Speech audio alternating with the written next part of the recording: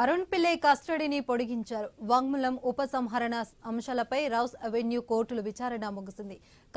కాసేపట్లో rows avenue court ఉత్తర్వులు ఇవ్వనున్నారు. మరో 3 రోజుల పాటు పిల్లై కస్టడీ పొడిగించాలని ఈడీ కోరింది. లిక్కర్ పాలసీ, హోటల్ సమావేశాలు, డ్రా పాలసీ నివేదిక ఫోన్కి ఎలా వచ్చిందనే అంశాలపై సౌత్ గ్రూప్లోని వ్యక్తులను పరిశీలించింది. ఇక మార్చి 9న బుచ్చిబాబును ఈడీ విచారణకు రావాలని కోరామని ఈడీ తెలిపింది. బుచ్చిబాబుతో కలిసి పిల్లైని విచారించాలని, అందువల్ల పిల్లై కస్టడీని మార్చి 15 వరకు పొడిగించాలని ఈడీ పేర్కొంది. ఇక బుచ్చిబాబుతో కలిపి పిల్లైని వాట్సాప్ చాట్స్ గురించి ప్రశ్నించాల్సి ఉందని ఈడీ తెలిపింది.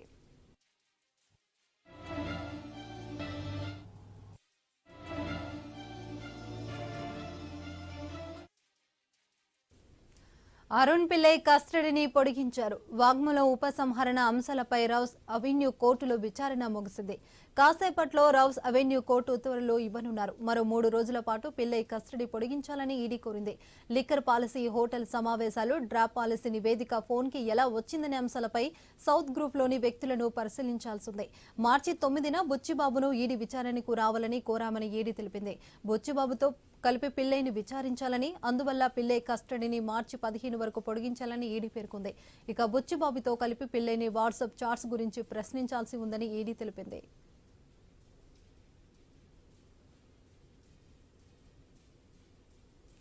ఇదే అంశంపైన పూర్తి సమాచారం మా ప్రతినిధి అజయ్ అందిస్తారు. అజయ్, దేశవ్యాప్తంగా సంచలనంగా మారిన ఢిల్లీ లిక్కర్ స్కామ్ సంబంధించి ఇప్పటికే ఈడీ అధికారులు విచారణ దర్యాప్తు వేగవంతం చేశారని చెప్పాలి. ఎందుకంటే ఇప్పటికే ఎమ్మెల్సీ కవితను విచారించింది మనం చూసాము. అయితే ఈ కేసు సంబంధించి ముఖ్యంగా ఈ సౌత్ గ్రూపు సంబంధించి ఆ లావాదేవీలు అనుకోవచ్చు, లేకపోతే ఆ పాలసీ రూపకల్పనకు సంబంధించి అటు బుచ్చిబాబుతో పాటు అరుణ్ రామచంద్ర పిల్లై ఇద్దరు కూడా కీలకంగా వ్యవహరించినట్లు కొంతవరకు ఈడీ అధికారులు సమాచారం సేకరించారు. ఇప్పటికే అరుణ్ రామచంద్ర పిల్లై సంబంధించి ఏదైతే ఇచ్చిన స్టేట్మెంట్ ఆధారంగా కవితను విచారించాలని ఈడీ అధికారులు భావించి కవితకి నోటీసులు ఇవ్వడం జరిగింది. అయితే కవితకు నోటీసులు ఇచ్చిన తర్వాత అరుణ్ రామచంద్ర పిల్లై ఏదైతే తను ఇచ్చిన స్టేట్మెంట్ సంబంధించి వాటన్నిటిని కూడా ఉపసంహరించుకుంటాను అంటూ న్యాయస్థానాన్ని ఆశ్రయించాడు. అయితే ఈ రోజు జరిగిన వాదనలో చాలా కీలకమైన వాదనలు అటు ఈడీకి సంబంధించి కావచ్చు, ఇటు అరుణ్ రామచంద్ర పిల్లైకి సంబంధించి న్యాయవాదుల మధ్య జరిగాయి. ముఖ్యంగా అరుణ్ రామచంద్ర పిల్లై విచారణ ఏదైతే జరుగుతుందో అది న్యాయవాది సమక్షంలో జరగాలి అనేది అరుణ్ రామచంద్ర పిల్లై సంబంధించిన న్యాయవాది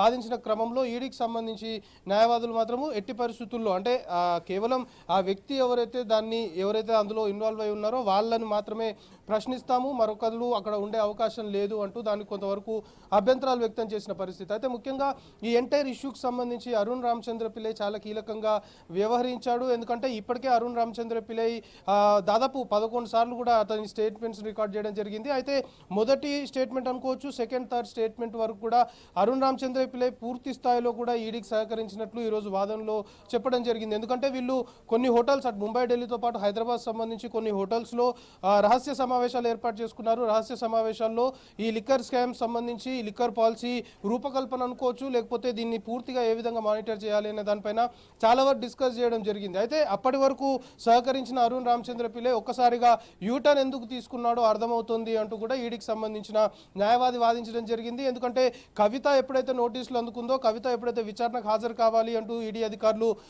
నోటీసులు ఇష్యూ చేశారో వెంటనే అరుణ్ రామచంద్ర పిల్లై న్యాయస్థానాన్ని ఆశ్రయించడము, తనకు కవితకి ఎలాంటి సంబంధం లేదు, తను కవితకి బినామీ అంటూ ఏదైతే ప్రచారం జరుగుతుందో అందులో అసలే వాస్తవం లేదు అంటూ కూడా మొత్తం కూడా ఉపసంహరించుకుంటున్నాను నా స్టేట్మెంట్స్ అంటూ కూడా న్యాయస్థానాన్ని ఆశ్రయించడం జరిగింది. అయితే ఇదే ఇంట్రెస్టింగ్ పాయింట్గా ఈ కేసు సంబంధించి ఈడీ అధికారులు కూడా భావిస్తున్నారు. ఎందుకంటే ఇప్పుడు ఆడిటర్ బుచ్చిబాబు ఎవరైతే ఉన్నారో అతడు పూర్తి స్థాయిలో కూడా ఈ లిక్కర్ పాలసీకి సంబంధించి రూపకల్పన చేయడము, ఏ విధంగా దీన్ని మొత్తం మానిటర్ చేయాలి అనే దానిపైన ఒక గైడ్గా అతను రూపకల్పన చేసినట్లు కూడా ఈడీ అధికారుల వద్ద కొంతవరకు ఎవిడెన్స్ ఉంది. సో బుచ్చిబాబును కూడా విచారించాల్సిన అవసరం ఉంది అని భావించిన ఈడీ అధికారులు ఈ నెల 9వ తేదీయే విచారణకు హాజరు కావాలని చెప్పిన నేపథ్యంలో అతడు కొన్ని అనివార్య కారణాలు, అతని పర్సనల్ షెడ్యూల్స్ ఉన్న కారణంగా 13వ తేదీ వరకు సమయం కోరాడు. సో 15వ తేదీ విచారించాలని ఈడీ అధికారులు భావిస్తున్న నేపథ్యంలో బుచ్చిబాబుతో పాటు అరుణ్ రామచంద్ర పిల్లైని కూడా విచారించాలి, ఇద్దరిని ఒకే చోటు నుంచి విచారించాలి అనేది ఈడీ అధికారులు భావిస్తున్న పరిస్థితి. సో అదే న్యాయస్థానానికి ఈరోజు చెప్పడం జరిగింది. ఎందుకంటే 15వ తేదీ బుచ్చిబాబును విచారించనున్నాం కాబట్టి అప్పటి వరకు అరుణ్ రామచంద్ర పిల్లై కస్టడీని కూడా పొడిగించాలి అంటూ కూడా ఈరోజు వాదనలు వినిపించడం జరిగింది. సో రౌస్ అవెన్యూ కోర్టు మరి కాసేపట్లో ఇరు పక్షాల వాదనలు వినడం పూర్తయింది కాబట్టి మరి కాసేపట్లోనే ఒక కీలకమైన తీర్పు ఈ కేసు సంబంధించి ఇవ్వనుంది. మొత్తానికి అరుణ్ రామచంద్ర పిల్లై కవితకి తనకు ఎప్పుడైతే ఈడీ అధికారులు నోటీసులు ఇచ్చారో అప్పుడే వెంటనే యూటర్న్ తీసుకోవడము, తను ఏదైతే స్టేట్మెంట్స్ గతంలో ఇచ్చానో వాటన్నిటిని కూడా ఉపసంహరించుకుంటాను అనేది న్యాయస్థానాన్ని ఆశ్రయించడము, దానికి సంబంధించిన వాదనలు కూడా న్యాయస్థానం విన్నాం. సో అల్టిమేట్గా ఇప్పుడు అరుణ్ రామచంద్ర పిల్లై కస్టడీ పొడిగింపు అనుకోవచ్చు, లేకపోతే తన స్టేట్మెంట్స్ ఉపసంహరణకు సంబంధించి కావచ్చు, ఇరుపక్షాల వాదనలు విన్నారు కాబట్టి మరి కాసేపట్లో న్యాయస్థానము దీనికి సంబంధించి ఒక డైరెక్షన్స్ అయితే ఇవ్వనుంది. Parveen, right, thank you Ajay.